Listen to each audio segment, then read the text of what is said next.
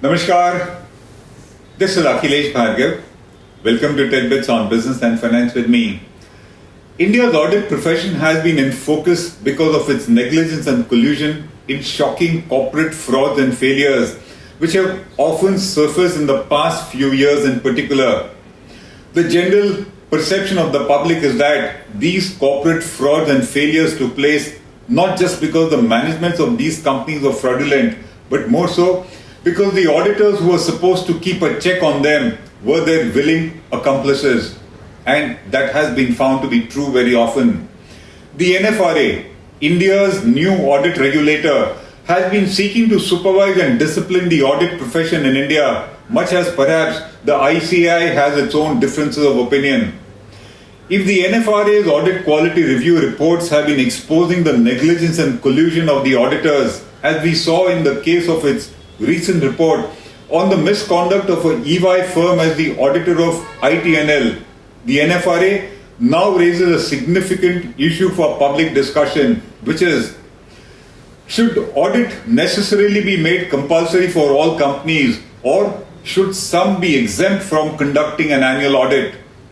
This proposal to the public about whether audit should be always compulsory for all companies comes from a recent analysis of the NFRA, where it found that most of the 6 lakh plus active companies in India that had filed their returns for the financial year 2019 had net worth of less than 250 crores, and that they paid a paltry fees to the auditors, thus casting a very poor light on the very quality of the audit that took place in those companies.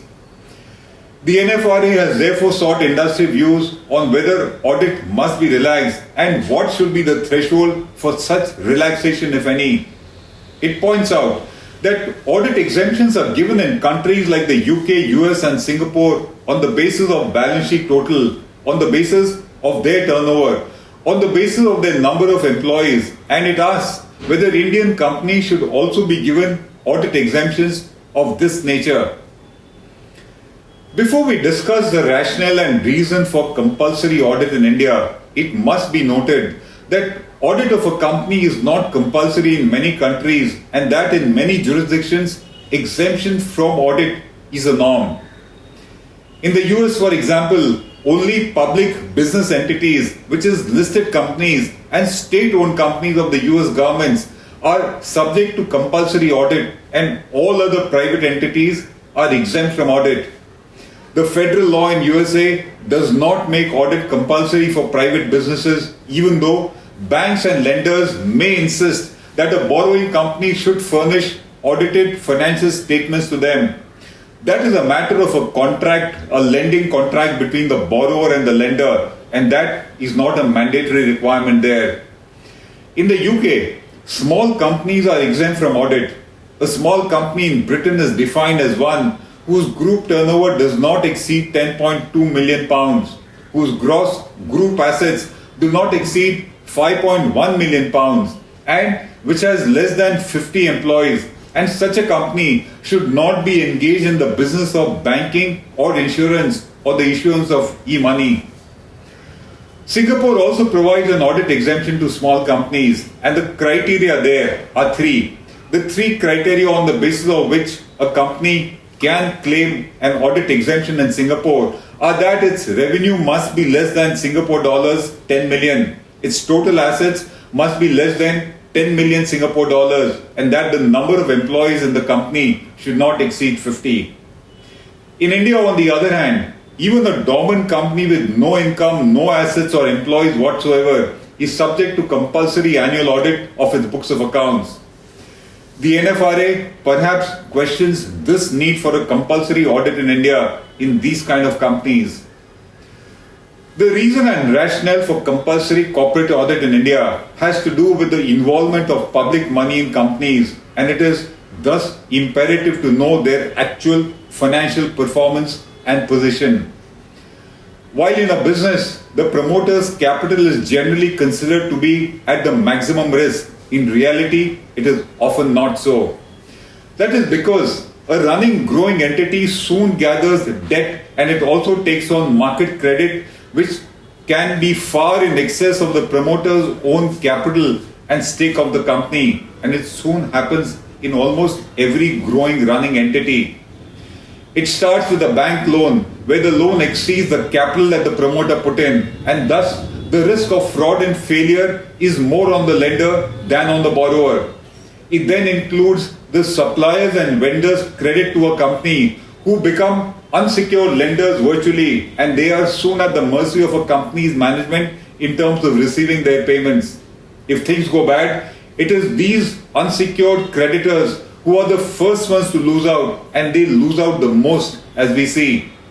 Even the tax department's interests are at stake in the company by virtue of their right to collect taxes from a company. Therefore, the promoter is not the only one who has a stake in the company, and the bigger the company, the bigger the entity, the bigger is the public stake of lenders, creditors, employees, government, etc., and it exceeds the stake of the promoter in it. It is the financial statements of a company that tell the financial performance and position of the company in its balance sheet and profit and loss account, and on the basis of which the public decides whether they wish to deal with the company or not. These statements speak volumes of the integrity of the company's management. They speak about the promoter's skin in the game, as we call it, what is at stake from the promoter, and whether the company can actually meet its financial payment obligations or not. These financial statements also become the basis for computing a company's tax liability. Since self-certification fails to inspire trust and confidence in the veracity and authenticity of financial statements, they are subjected to compulsory independent audit by a qualified professional in India who happens to be its auditor, who is a chartered accountant. The audited financial statements are certified to be true and fair and are meant to be relied upon by the public, by the lenders, etc., for deciding whether they wish to transact with the company or not, for deciding whether they wish to take an exposure on the company or not, and for deciding whether they are willing to risk their capital, etc., with the company. The true utility of auditors lies more in their integrity than in their qualification as chartered accountants, which is what has got tainted of late at present. Auditors are supposed to be ethical, unbiased and independent, but recent events have found it to be not so all the time. The bigger the corporate fraud and failure, the bigger has been the integrity deficit and compromise and collusion of the auditor.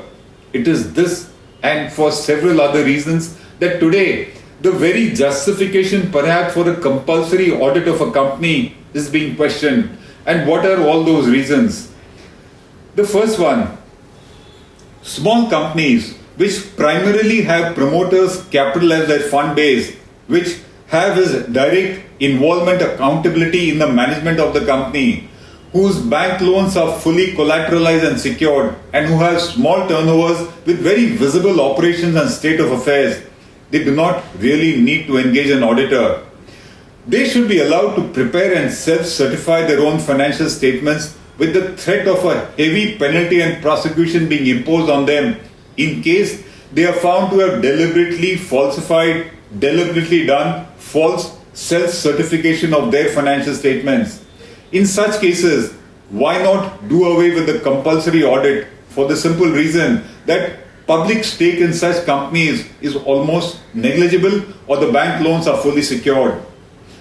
The second reason, auditors of companies with large public money at stake have been found to be delinquent management puppets very often. We saw that in the case of ILFS, IFIN, ITNL, Yes Bank, DHFL, Videocon, PMC Bank, and in so many large corporate defaults. All of them conceal fraud in their glossy reports attested by well-known multinational audit and accounting firms. Their auditors reported that nothing was wrong, whereas the reality was that all was wrong with those companies, and that is why those entities failed and collapsed. All their lenders, bankers and creditors were duped on the basis of bogus audited financial statements. If that's what auditors do and help to hoodwink the public, then why have them at all, is the question being asked, and why not have some other alternate mechanism to keep a check on managements and prepare true and fair financial statements. The next, with increasing digitization of sales, purchase, banking, tax and capital market transactions, Violations and frauds are becoming easy to detect on a real-time basis. The online system itself is auditing and verifying the transactions, thus making their detailed audit virtually redundant. The next, the monopoly and grip of the big four audit firms has rendered the concept of auditor independence and rotation meaningless sometimes. It has built cozy relationships between the companies and their auditors, with each compromising its integrity and thus betraying the public at large. In fact, betraying their own interests also. Every major sector today has heavy laws, independent regulators, and never-ending compliances. The supervision by the regulators, if done diligently, keeps the management under check and erodes the need for an exhaustive, detailed audit. Companies in India tend to treat audits as a compulsion forced on them by the law, and they see very little merit in them.